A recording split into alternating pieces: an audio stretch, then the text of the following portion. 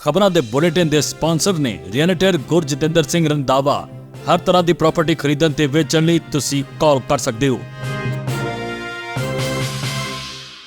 ਸਤਿ ਸ਼੍ਰੀ ਅਕਾਲ ਜੀ, ਤੁਸੀਂ ਦੇਖ ਰਹੇ ਹੋ ਪੰਜਾਬ ਮਿਲ USA ਟੀਵੀ ਤੇ ਮੈਂ ਸੁਰਪੀ। ਖਬਰਾਂ ਦੇ ਇਸ ਬੁਲੇਟਿਨ 'ਚ ਬਹੁਤ-ਬਹੁਤ ਸਵਾਗਤ। ਪੇਸ਼ ਆਨ ਦੇਸ਼ ਤੇ ਵਿਦੇਸ਼ ਨਾਲ ਜੁੜੀਆਂ ਹੋਈਆਂ ਕੁਝ ਖਾਸ ਤੇ ਚੋਣਵੀਆਂ ਖਬਰਾਂ। 3 ਪਰਮਾਣੂ ਠਿਕਾਣਿਆਂ ਤੇ ਹਮਲੇ ਤੋਂ ਬਾਅਦ ਟਰੰਪ ਦੇ ਵੱਲੋਂ ਮੁੜ ਧਮਕੀ, ਜੇ ਤੁਰੰਤ ਨਾ ਰੁਕੇ ਤਾਂ ਹੋਰ ਹੋਣਗੇ ਹਮਲੇ। ईरान ते होए हमले तो बाद व्हाइट हाउस का बड़ा बयान, दुनिया नूं दिता खास संदेश। ईरान दे परमाणु थावां नूं कोई भी नुकसान नहीं पहुंचिया, ईरानी एजेंसी। ताकत जरिए ही शांति आउंदी है, अमरीकी हवाई हमले ते इजराइल ने जताई खुशी, नेतन्याहू बोले थैंक यू ट्रंप। जेकर ईरान ते हमला कीता तां लाल सागर च भी होणगे हमले, हुती बागिया दी अमेरिका नूं खुली चेतावनी। वड्डी खबर, बंबा दे मींह विचाले फस गए भारती, इजराइल ने बंद किया एयरस्पेस। हुण इन्हां खबरां दा विस्तार, इस दे नाल ही देश ते विदेश नाल जुड़ियां होईयां तमाम खबरां।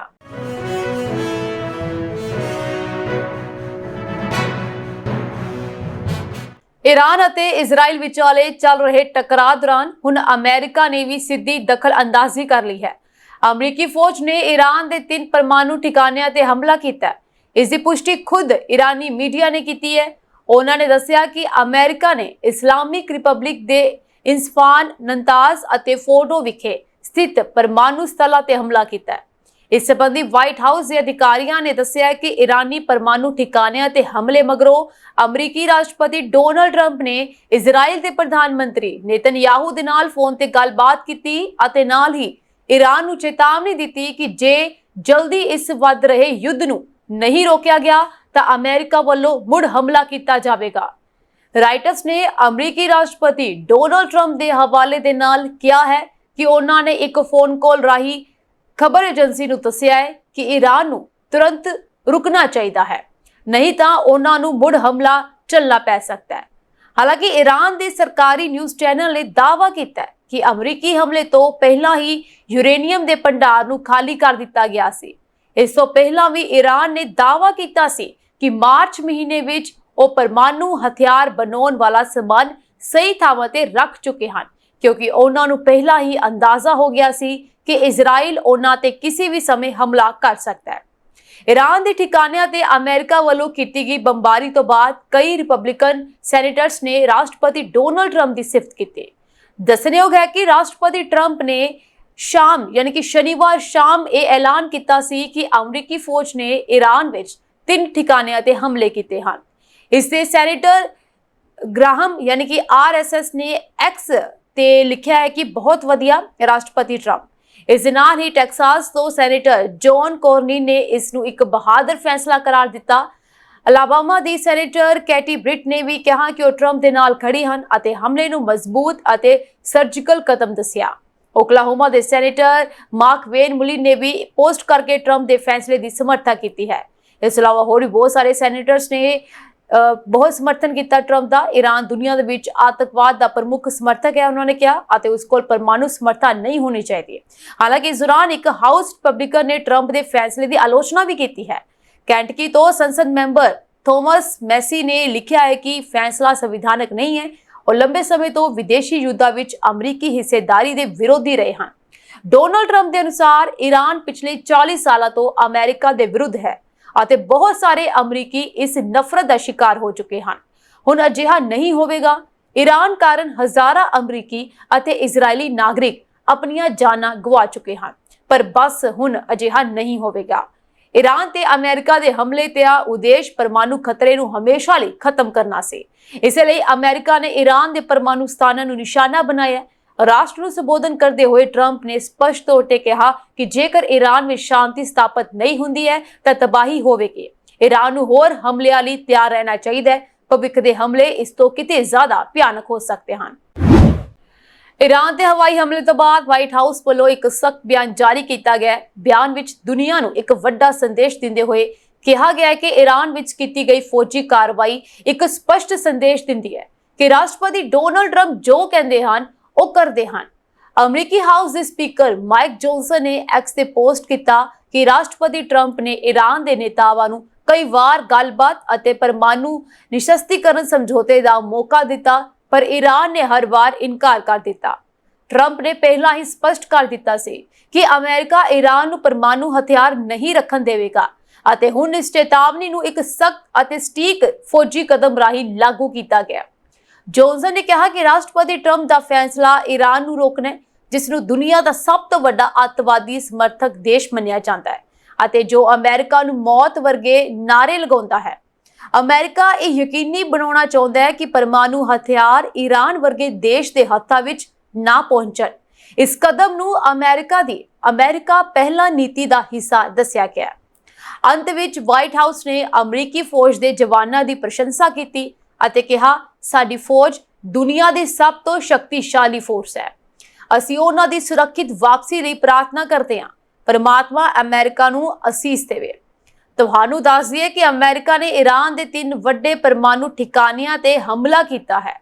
ਇਸ ਹਮਲੇ ਦੀ ਪੁਸ਼ਟੀ ਕਰਦੇ ਹੋਏ ਅਮਰੀਕੀ ਰਾਸ਼ਟਰਪਤੀ ਡੋਨਾਲਡ ਟਰੰਪ ਨੇ ਕਿਹਾ ਕਿ ਇਹ ਕਦਮ ਸ਼ਕਤੀ, ਸ਼ੁੱਧਤਾ ਅਤੇ ਸਪਸ਼ਟਤਾ ਨਾਲ ਚੁੱਕਿਆ ਗਿਆ ਹੈ। ਟਰੰਪ ਨੇ ਇਹ ਵੀ ਕਿਹਾ ਹੈ ਕਿ ਉਹਨਾਂ ਨੇ ਈਰਾਨ ਨੂੰ ਪਰਮਾਣੂ ਨਿਸ਼ਸਤਰੀਕਰਨ ਸਮਝੌਤੇ ਲਈ ਮੌਕਾ ਦਿੱਤਾ ਸੀ, ਪਰ ਈਰਾਨ ਨੇ ਕੋਈ ਸਟੈਂਡ ਨਹੀਂ ਲਿਆ। ਹੁਣ ਇਹ ਸਪਸ਼ਟ ਕਰ ਦਿੱਤਾ ਗਿਆ ਹੈ ਕਿ ਅਮਰੀਕਾ ਕਦੇ ਵੀ ਪਰਮਾਣੂ ਹਥਿਆਰਾਂ ਦੇ ਨਾਲ ਲੈਸ ਈਰਾਨ ਨੂੰ ਸਵੀਕਾਰ ਨਹੀਂ ਕਰੇਗਾ। ਅਮਰੀਕਾ ਵੱਲੋਂ ਈਰਾਨ ਦੇ 3 ਪਰਮਾਣੂ ਸਥਾਨਾਂ ਤੇ ਹਮਲੇ ਤੋਂ ਬਾਅਦ ਈਰਾਨ ਦੀ ਪਰਮਾਣੂ ਏਜੰਸੀ ਅਤੇ ਸਥਾਨਕ ਅਧਿਕਾਰੀਆਂ ਨੇ ਦਾਅਵਾ ਕੀਤਾ ਕਿ ਇਨ੍ਹਾਂ ਥਾਵਾਂ ਨੂੰ ਇੱਕ ਕੀੜੀ ਜਿੰਨਾ ਵੀ ਨੁਕਸਾਨ ਨਹੀਂ ਪਹੁੰਚਿਆ। ਉਹਨਾਂ ਦੇ ਅਨੁਸਾਰ ਹਮਲਿਆਂ ਤੋਂ ਪਹਿਲਾਂ ਹੀ ਇਹ ਸਥਾਨ ਖਾਲੀ ਕਰਵਾਏ ਚੁੱਕੇ ਸਨ ਅਤੇ ਜ਼ਰੂਰੀ ਸਮੱਗਰੀ ਹਟਾ ਲਈ ਗਈ ਸੀ, ਜਿਸ ਕਰਕੇ ਕੋਈ ਵੱਡਾ ਨੁਕਸਾਨ ਨਹੀਂ ਹੋਇਆ। ਅਮਰੀਕਾ ਨੇ ਈਰਾਨ ਦੇ 3 ਖਾਸ ਜੋ ਸਥਲ ਸੀ ਉਹਨਾਂ ਤੇ ਹਮਲਾ ਕੀਤਾ। ਮਜ਼ਬੂਤ ਬੰਕਰ ਬਸਟਰ ਬੰਬ ਵਰਤੇ ਇਨ੍ਹਾਂ ਜਗ੍ਹਾ ਤੇ, ਜਿਸ ਵਿੱਚ ਫੋਰਡੋ ਵਰਗੀਆਂ ਸਾਈਟਾਂ ਪਹਾੜਾਂ ਹੇਠ 80-90 ਮੀਟਰ ਡੂੰਘਾਈ ਤੇ ਹਨ, ਜਿਸ ਕਰਕੇ ਪੂਰਾ ਨੁਕਸਾਨ ਹੋਣਾ ਮੁਸ਼ਕਿਲ ਸੀ। ਅਮਰੀਕੀ ਹਮਲਿਆਂ ਤੋਂ ਬਾਅਦ ਈਰਾਨੀ ਰਾਜੀ ਟੀਵੀ ਅਤੇ ਪਰਮਾਣੂ ਏਜੰਸੀ ਨੇ ਕਿਹਾ ਹੈ ਕਿ ਕੋਈ ਵੱਡਾ ਨੁਕਸਾਨ ਨਹੀਂ ਹੋਇਆ, ਸਾਰਾ ਸਮਾਨ ਪਹਿਲਾਂ ਹੀ ਹਟਾ ਲਿਆ ਗਿਆ ਸੀ। ਨਤਾਨਜ਼ ਅਤੇ ਇਸਫਾਨ ਤੇ ਹਮਲਿਆਂ ਦੇ ਨਾਲ ਉੱਪਰਲੇ ਹਿੱਸਿਆਂ ਯਾਨੀ ਬਿਜਲੀ ਸਵਿਚ ਜਾਂ ਟਰਾਂਸਫਾਰਮਰ ਆਦਿ ਨੂੰ ਨੁਕਸਾਨ ਪਹੁੰਚਿਆ, ਪਰ ਇਹ ਸਾਰੇ ਹਿੱਸੇ ਕੁਝ ਮਹੀਨਿਆਂ ਵਿੱਚ ਮੁੜ ਠੀਕ ਹੋ ਸਕਦੇ ਹਨ। ਇੰਟਰਨੈਸ਼ਨਲ ਐਟੋਮਿਕ ਐਨਰਜੀ ਏਜੰਸੀ ਨੇ ਵੀ ਪੁਸ਼ਟੀ ਕੀਤੀ ਹੈ ਕਿ ਨਤਾਨਜ਼ ਅਤੇ ਇਸਫਾਨ ਤੇ ਕੁਝ ਇਮਾਰਤਾਂ ਨੂੰ ਨੁਕਸਾਨ ਹੋਇਆ ਹੈ, ਪਰ ਵੱਡੀ ਇਨਫਰਾਸਟ੍ਰਕਚਰ ਜ਼ਮੀਨ ਹੇਠਾਂ ਵਾਲੀ ਜੋ ਜ਼ਮੀਨ ਸੀ, ਖਾਸ ਕਰਕੇ ਜੋ ਨੀਚੇ ਜ਼ਮੀਨ ਹੈ, ਉਸ ਨੂੰ ਜ਼ਿਆਦਾ ਪ੍ਰਭਾਵਿਤ ਉਹ ਨਹੀਂ ਕਰ ਸਕੇ ਜਿੱਥੇ ਇਹ ਹਥਿਆਰ ਰੱਖੇ ਗਏ ਸੀ। ਈਰਾਨੀ ਏਜੰਸੀ ਨੇ ਇਹ ਵੀ ਕਿਹਾ ਹੈ ਕਿ ਇਲਾਕੇ ਦੇ ਨਿਵਾਸੀਆਂ ਲਈ ਕੋਈ ਖਤਰਾ ਨਹੀਂ ਹੈ, ਨਾ ਹੀ ਕੋਈ ਲੀਕ ਹੋਈ ਹੈ। ਅਮਰੀਕਾ ਅਤੇ ਇਜ਼ਰਾਈਲ ਵੱਲੋਂ ਇਹ ਕਿਹਾ ਗਿਆ ਹੈ ਕਿ ਅਮਰੀਕੀ ਰਾਸ਼ਟਰਪਤੀ ਨੇ ਹਮਲੇ ਨੂੰ ਬਹੁਤ ਸਫਲ ਦੱਸਿਆ, ਪਰ ਅਮਰੀਕੀ ਸਰਕਾਰ ਨੇ ਇਹ ਵੀ ਸਵੀਕਾਰਿਆ ਹੈ ਕਿ ਹਮਲਿਆਂ ਦਾ ਅਸਲ ਪ੍ਰਭਾਵ ਪੂਰੀ ਤਰ੍ਹਾਂ ਤੁਰੰਤ ਪਤਾ ਨਹੀਂ ਲੱਗ ਸਕਿਆ। ਇਜ਼ਰਾਈਲ ਨੇ ਦਾਅਵਾ ਕੀਤਾ ਹੈ ਕਿ ਨਤਾਨਜ਼ ਅਤੇ ਇਸਫਾਨ ਅਤੇ ਹਮਲੇ ਮਹੱਤਵਪੂਰਨ ਸਨ, ਪਰ ਸੈਟੇਲਾਈਟ ਤਸਵੀਰਾਂ ਅਤੇ ਅੰਤਰਰਾਸ਼ਟਰੀ ਵਿਸ਼ਲੇਸ਼ਕਾਂ ਮੁਤਾਬਕ ਨੁਕਸਾਨ ਸੀਮਿਤ ਅਤੇ ਥੋੜਾ ਬਹੁਤ ਹੀ ਸੀ। ਇਜ਼ਰਾਈਲ ਈਰਾਨ ਸੰਘਰਸ਼ ਅਮਰੀਕਾ ਨੇ ਵੀ ਫੌਜੀ ਕਾਰਵਾਈ ਦੀ ਸ਼ੁਰੂਆਤ ਕਰ ਦਿੱਤੀ।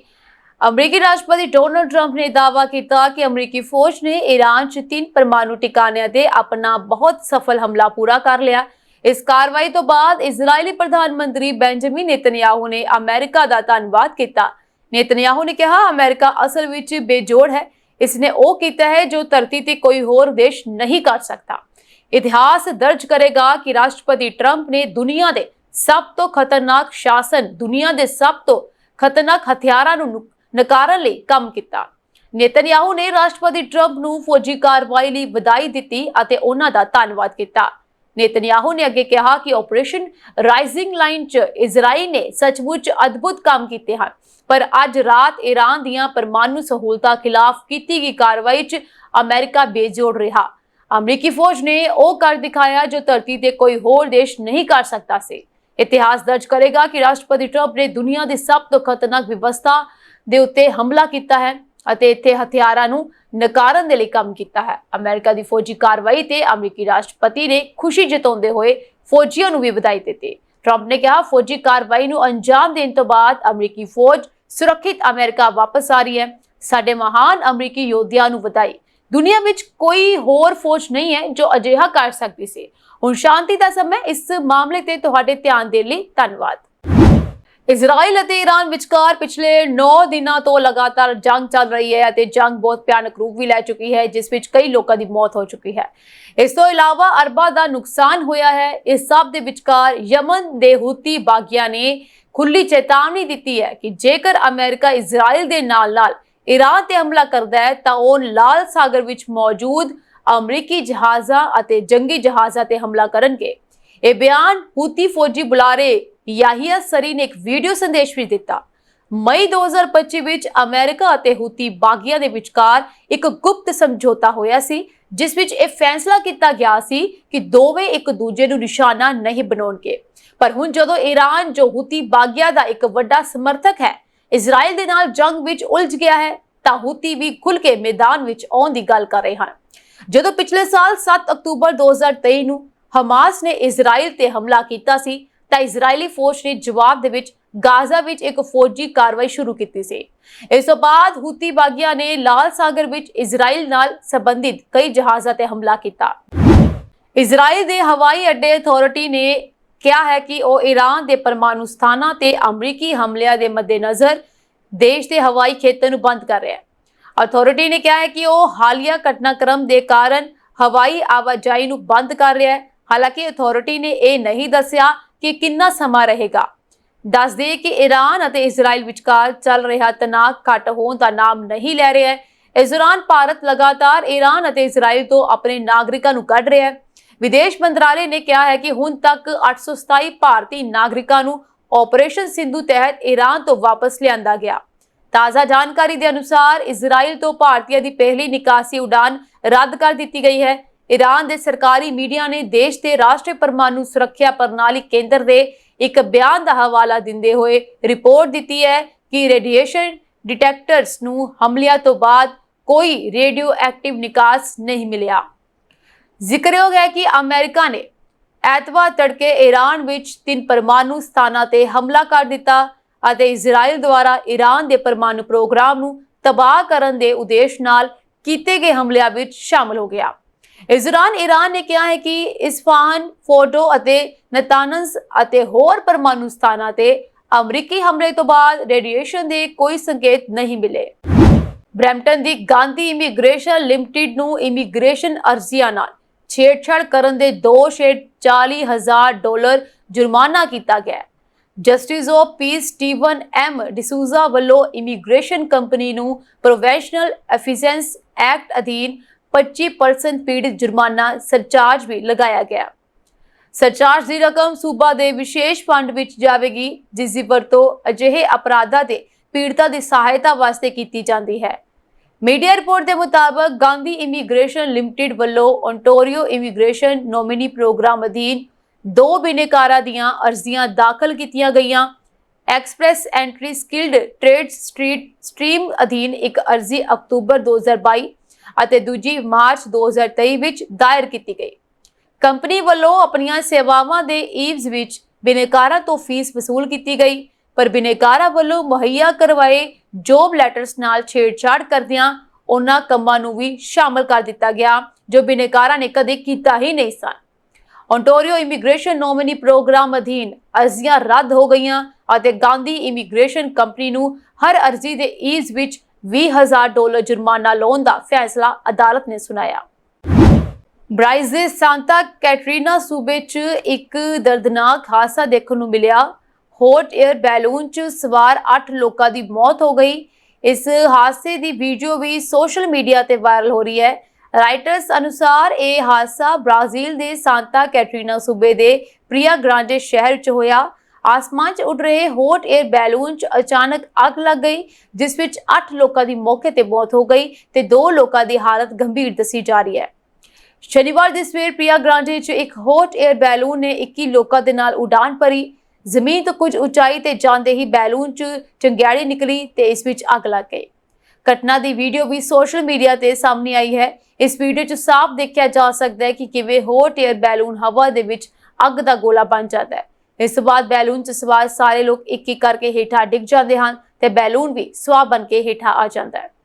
ਫਾਇਰ ਵਿਭਾਗ ਦੇ ਅਨੁਸਾਰ ਹਾਦਸੇ 'ਚ 8 ਲੋਕਾਂ ਦੀ ਜਾਨ ਚਲੀ ਗਈ ਹੈ ਤੇ 13 ਲੋਕ ਬੁਰੀ ਤਰ੍ਹਾਂ ਜ਼ਖਮੀ ਹਨ।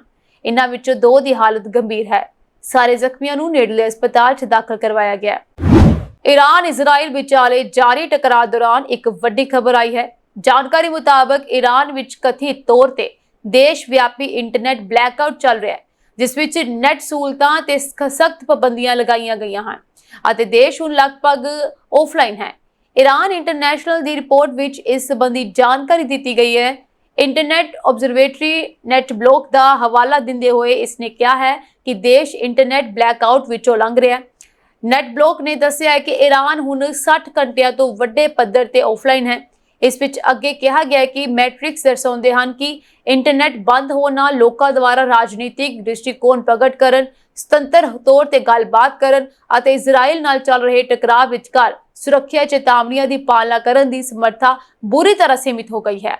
ਇਸ ਰਿਪੋਰਟ ਦੀ ਪੁਸ਼ਟੀ ਹੋਰ ਅੰਤਰਰਾਸ਼ਟਰੀ ਨੈਟ ਨਿਗਰਾਨੀ ਸਮੂਹਾਂ ਜਿਵੇਂ ਕਿ IODA ਦੁਆਰਾ ਕੀਤੀ ਗਈ, जिसने कहा कि ईरान विच नैट ट्रैफिक पद्धर एक हफ्ता पहला नालों 97% हेठा ਹਨ। ਇਹ ਉਪਾਅ ਹੈਕਰਾਂ ਦੁਆਰਾ ਦੇਸ਼ ਦੇ ਕ੍ਰਿਪਟੋ ਐਕਸਚੇਂਜ ਤੇ ਸਾਈਬਰ ਹਮਲੇ ਤੋਂ ਬਾਅਦ ਕੀਤੇ ਗਏ ਹਨ, ਜਿਸ ਨੇ ਈਰਾਨ ਦੇ ਸਟਾਕਸ ਨੂੰ ਬੁਰੀ ਤਰ੍ਹਾਂ ਪ੍ਰਭਾਵਿਤ ਕੀਤਾ। ਇਸ ਤੋਂ ਪਹਿਲਾਂ ਇੱਕ ਹੈਕਟਿਵਿਸਟ ਸਮੂਹ ਨੇ ਬੈਂਕ ਆਫ ਸਪਾ ਦੇ ਨੈਟਵਰਕ ਨੂੰ ਵੀ ਹੈਕ ਕੀਤਾ ਸੀ। ਈਰਾਨ ਦੇ ਅਧਿਕਾਰੀਆਂ ਨੇ ਪਹਿਲਾਂ ਕਿਹਾ ਸੀ ਕਿ ਜੇਕਰ ਲੋੜ ਪਈ ਤਾਂ ਇਜ਼ਰਾਈਲ ਦੁਆਰਾ ਇਸ ਦੇ ਸਾਈਬਰ ਸਪੇਸ ਤੇ ਹਮਲਾ ਕਾਰਨ ਆਮ ਲੋਕਾਂ ਲਈ ਇੰਟਰਨੈਟ ਤੱਕ ਪਹੁੰਚ ਨੂੰ ਸੀਮਿਤ ਕੀਤਾ ਜਾ ਸਕਦਾ ਹੈ। ईरान ਅਤੇ ਇਜ਼ਰਾਈਲ ਵਿਚਾਲੇ ਜੰਗ ਦੂਜੇ ਹਫ਼ਤੇ ਵਿੱਚ ਜਾਰੀ ਹੈ। ਤਾਜ਼ਾ ਜਾਣਕਾਰੀ ਦੇ ਮੁਤਾਬਕ ਈਰਾਨ ਤੇ ਇਜ਼ਰਾਈਲੀ ਹਮਲਿਆਂ ਵਿੱਚ ਘੱਟੋ-ਘੱਟ 865 ਲੋਕਾਂ ਦੀ ਮੌਤ ਹੋ ਗਈ ਹੈ ਅਤੇ 3396 ਹੋਰ ਜ਼ਖਮੀ ਹੋ ਗਏ ਹਨ।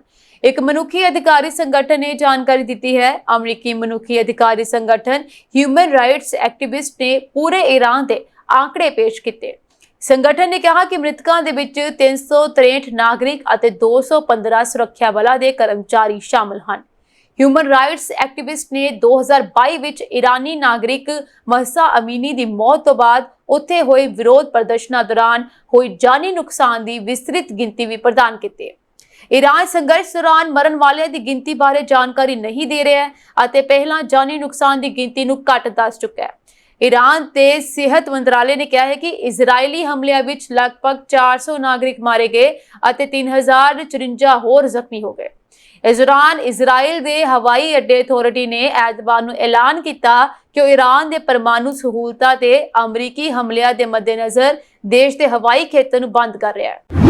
ਦੋਨਾਂ ਦੇਸ਼ਾਂ ਯਾਨੀ ਕਿ ਈਰਾਨ ਇਜ਼ਰਾਈਲ ਦੇ ਟਕਰਾਅ ਦੇ ਵਿਚਕਾਰ ਆਪਰੇਸ਼ਨ ਸਿੰਧੂ ਤਹਿਤ ਹੁਣ ਤੱਕ ਕੁੱਲ 1117 ਭਾਰਤੀਆਂ ਨੂੰ ਕੱਢ ਲਿਆ ਗਿਆ। ਮਸ਼ਹਦ ਤੋਂ ਇੱਕ ਹੋਰ ਜਹਾਜ਼ ਸ਼ਨੀਵਾਰ ਰਾਤ 11:30 ਵਜੇ 290 ਨਾਗਰਿਕਾਂ ਨੂੰ ਲੈ ਕੇ ਨਵੀਂ ਦਿੱਲੀ ਪਹੁੰਚਿਆ। ਇਸ ਤੋਂ ਪਹਿਲਾਂ 310 ਨਾਗਰਿਕਾਂ ਦਾ ਇੱਕ ਜੱਥਾ ਸ਼ਾਮ 4:30 ਵਜੇ ਰਾਜਧਾਨੀ ਪਹੁੰਚਿਆ। ਮਸ਼ਹਦ ਤੋਂ ਇੱਕ ਵਿਸ਼ੇਸ਼ ਉਡਾਨ ਐਤਵਾਰ ਰਾਤ ਨੂੰ 290 ਭਾਰਤੀ ਨਾਗਰਿਕਾਂ ਨਾਲ ਦਿੱਲੀ ਵਾਪਸ ਆਈ। ਹੁਣ ਤੱਕ ਪੂਰੀ ਪ੍ਰਕਿਰਿਆ ਵਿੱਚ ਕੁੱਲ 1117 ਭਾਰਤੀ ਸੁਰੱਖਿਅਤ ਭਾਰਤ ਵਾਪਸ ਆ ਚੁੱਕੇ ਹਨ। ਆਪਰੇਸ਼ਨ ਸਿੰਧੂ 18 ਜੂਨ 2025 ਨੂੰ ਸ਼ੁਰੂ ਕੀਤਾ ਗਿਆ ਸੀਗਾ। ਸੋ ਵਾਪਸ ਲਿਆਂਦੇ ਜਾਣ ਵਾਲੇ ਸਭ ਤੋਂ ਪਹਿਲਾਂ 110 ਮੈਡੀਕਲ ਵਿਦਿਆਰਥੀ ਸਨ ਜੋ ਤੁਰਕਮੈਨਿਸਤਾਨ ਰਾਹੀਂ ਵਾਪਸ ਆਏ ਸਨ। 20 ਜੂਨ ਦੀ ਰਾਤ ਨੂੰ 407 ਨਾਗਰਿਕਾਂ 2 ਉਡਾਨਾਂ ਰਾਹੀਂ ਭਾਰਤ ਪਹੁੰਚੇ। ਇਸ ਤੋਂ ਬਾਅਦ 290 ਲੋਕ ਜਿਨ੍ਹਾਂ ਵਿੱਚ ਬਹੁਤ ਸਾਰੇ ਕਸ਼ਮੀਰੀ ਵਿਦਿਆਰਥੀ ਵੀ ਸ਼ਾਮਲ ਸਨ ਰਾਤ 10:30 ਵਜੇ ਦੀ ਉਡਾਨ ਵਿੱਚ ਦਿੱਲੀ ਵਾਪਸ ਆਏ ਅਤੇ 117 ਨਾਗਰਿਕ ਸ਼ੁੱਕਰਵਾਰ ਦੇ ਰਾਤ ਇੱਕ ਹੋਰ ਉਡਾਨ ਵਿੱਚ ਦਿੱਲੀ ਵਾਪਸ ਆਏ। ਵਾਪਸ ਆਉਣ ਵਾਲਿਆਂ ਦੇ ਵਿੱਚ ਵਿਦਿਆਰਥੀ ਖਾਸ ਕਰਕੇ ਮੈਡੀਕਲ ਅਤੇ ਇੰਜੀਨੀਅਰਿੰਗ ਦੇ ਵਿਦਿਆਰਥੀ, ਧਾਰਮਿਕ ਸ਼ਰਧਾਲੂ ਅਤੇ ਹੋਰ ਨਾਗਰਿਕ ਸ਼ਾਮਲ ਸਨ। ਇਹ ਸਾਰੇ ਦਿੱਲੀ, ਹਰਿਆਣਾ, ਕਰਨਾਟਕ ਅਤੇ ਪੱਛਮੀ ਬੰਗਾਲ ਤੋਂ ਸਨ।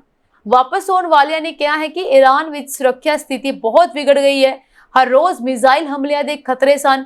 ਬਿਜਲੀ ਅਤੇ ਇੰਟਰਨੈਟ ਕੱਟ ਅਕਸਰ ਲੱਗਦੇ ਸਨ, ਜਿਸ ਨਾਲ ਸਥਿਤੀ ਗੰਭੀਰ ਹੋ ਗਈ ਸੀ। ਪੱਛਮੀ ਏਸ਼ੀਆ ਵਿੱਚ ਤਣਾਅ ਆਪਣੇ ਸਿਖਰ ਤੇ ਹੈ ਅਤੇ ਇਸ ਦੌਰਾਨ ਇੱਕ ਹੈਰਾਨ ਕਰਨ ਵਾਲੀ ਜਾਣਕਾਰੀ ਸਾਹਮਣੇ ਆਈ ਹੈ।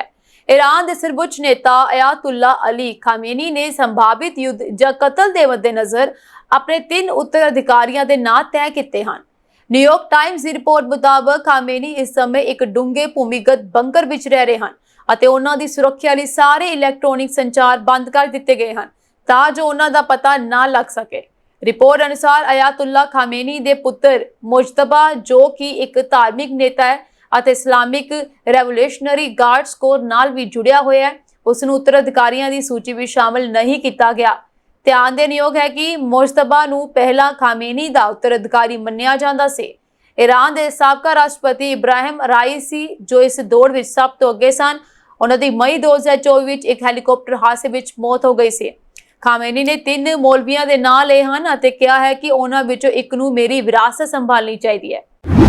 ਕੈਨੇਡਾ ਦੇ ਵਿੱਚ ਭਾਰਤੀ ਕਾਰੋਬਾਰੀਆਂ ਤੇ ਚੱਲ ਰਹੀਆਂ ਗੋਲੀਆਂ ਦਾ ਮਾਮਲਾ ਨਵਾਂ ਮੋੜ ਲੈ ਗਿਆ ਜਦੋਂ ਐਡਮਿੰਟਨ ਵਿਖੇ ਵਾਪਰੀ ਵਾਰਦਾਤ ਨੂੰ BC ਦੇ ਖਤਰਨਾਕ ਬ੍ਰਦਰਸ ਕੀਪਰਸ ਗਿਰੋਹ ਨਾਲ ਜੋੜਦੇ ਅਦਾਲਤੀ ਦਸਤਾਵੇਜ਼ ਸਾਹਮਣੇ ਆ ਗਏ ਹਨ। ਜੀ ਹਾਂ, CBC ਵੱਲੋਂ ਪ੍ਰਕਾਸ਼ਿਤ ਰਿਪੋਰਟ ਦੇ ਮੁਤਾਬਕ ਨਵੰਬਰ 2023 ਵਿੱਚ ਹਰਪ੍ਰੀਤ ਉੱਪਲ ਦਾ ਕਤਲ ਜਬਰੀ ਵਸੂਲੀ ਦੇ ਮਾਮਲੇ ਨਾਲ ਸੰਬੰਧਿਤ ਸੀ।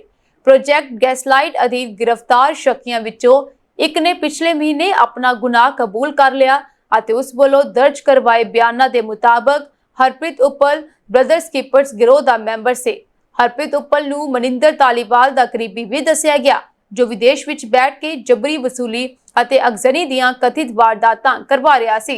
ਇੱਥੇ ਦੱਸਣਾ ਬੰਦ ਹੈ ਕਿ ਐਡਮਿੰਟਨ ਪੁਲਿਸ ਵੱਲੋਂ ਜੁਲਾਈ 2024 ਵਿੱਚ ਗ੍ਰਿਫਤਾਰ ਸ਼ੱਕੀਆਂ ਵਿੱਚੋਂ 19 ਸਾਲ ਦੇ ਦਿਵਨੂਰ ਸਿੰਘ ਆਸ਼ ਨੂੰ ਪਿਛਲੇ ਮਹੀਨੇ 7 ਦੋਸ਼ਾਂ ਵਿੱਚ 3 ਉਹਨੇ ਕਬੂਲ ਕੀਤੇ ਨੇ। CBC ਦੀ ਰਿਪੋਰਟ ਮੁਤਾਬਕ ਆਸ਼ ਨੇ ਮੰਨਿਆ ਕਿ ਜਬਰੀ ਵਸੂਲ ਦੇ ਇਰਾਦੇ ਨਾਲ ਕੀਤੀਆਂ ਜਾਂਦੀਆਂ ਅਗਜ਼ਨੀ ਦੀਆਂ ਵਾਰਦਾਤਾਂ ਵਿੱਚ ਉਹ ਸ਼ਾਮਲ ਰਿਹਾ ਜੋ ਮਨਿੰਦਰ ਧਾਲੀਵਾਲ ਅਤੇ ਹਰਪ੍ਰੀਤ ਸਿੰਘ ਉੱਪਲ ਦੀਆਂ ਹਦਾਇਤਾਂ ਤੇ ਅੰਜਾਮ ਦਿੱਤੀਆਂ ਜਾਂਦੀਆਂ। ਦਿਵਨੂਰ ਸਿੰਘ ਨੂੰ 4.5 ਸਾਲ ਕੈਦ ਦੀ ਸਜ਼ਾ ਸੁਣਾਈ ਗਈ ਹੈ ਅਤੇ ਇਸ ਵਿੱਚੋਂ ਜੇਲ੍ਹ ਵਿੱਚ ਗੁਜ਼ਾਰਿਆ ਸਮਾਂ ਘਟਾ ਦਿੱਤਾ ਜਾਵੇਗਾ। ਦਿਵਨੂਰ ਤੋਂ ਇਲਾਵਾ ਗੁਰਕਰਨ ਸਿੰਘ, ਮਾਨਵਹੀਰ ਪਰਮਿੰਦਰ ਸਿੰਘ ਅਤੇ 17 ਸਾਲ ਦੇ ਇੱਕ ਅਲੜ ਨੂੰ ਕਾਬੂ ਕੀਤਾ ਗਿਆ ਜਿਨ੍ਹਾਂ ਦੇ ਵਿਰੁੱਧ ਲੱਗੇ ਦੋਸ਼ ਸਾਬਤ ਨਹੀਂ ਕੀਤੇ ਗਏ।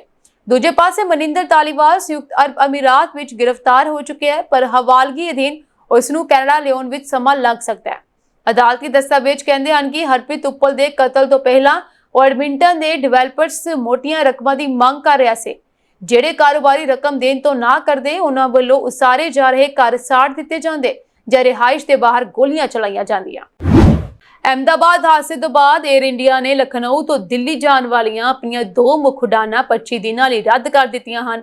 ਇਹ ਫੈਸਲਾ 21 ਜੂਨ ਤੋਂ ਲੈ ਕੇ 15 ਜੁਲਾਈ 2025 ਤੱਕ ਲਾਗੂ ਰਹੇਗਾ। ਹਾਲਾਂਕਿ ਕੰਪਨੀ ਵੱਲੋਂ ਉਡਾਨਾਂ ਰੱਦ ਕਰਨ ਦਾ ਮੁੱਖ ਕਾਰਨ ਸੰਚਾਲਨਕ ਤਕਨੀਕੀ ਜਾਂਚ ਦੱਸਿਆ ਜਾ ਰਿਹਾ ਹੈ। ਜਿਨ੍ਹਾਂ ਯਾਤਰੀਆਂ ਨੇ ਪਹਿਲਾਂ ਹੀ ਟਿਕਟਾਂ ਬੁੱਕ ਕਰਵਾਈਆਂ ਹਨ ਉਹਨਾਂ ਨੂੰ ਰਿਫੰਡ ਜਾਂ ਦੂਜੀ ਉਡਾਨ ਤੇ ਯਾਤਰਾ ਕਰਨ ਜਾਂ ਵਿਕਲਪ ਦਿੱਤਾ ਜਾ ਰਿਹਾ ਹੈ। 에ਅਰ ਇੰਡੀਆ ਵੱਲੋਂ ਯਾਤਰੀਆਂ ਨੂੰ ਸਹੂਲਤ ਦੇਣ ਲਈ ਵਿਸ਼ੇਸ਼ ਕਸਟਮਰ ਕੇਅਰ ਸਹੂਲਤ ਵੀ ਮੁਹੱਈਆ ਕਰਵਾਈ ਜਾ ਰਹੀ ਹੈ।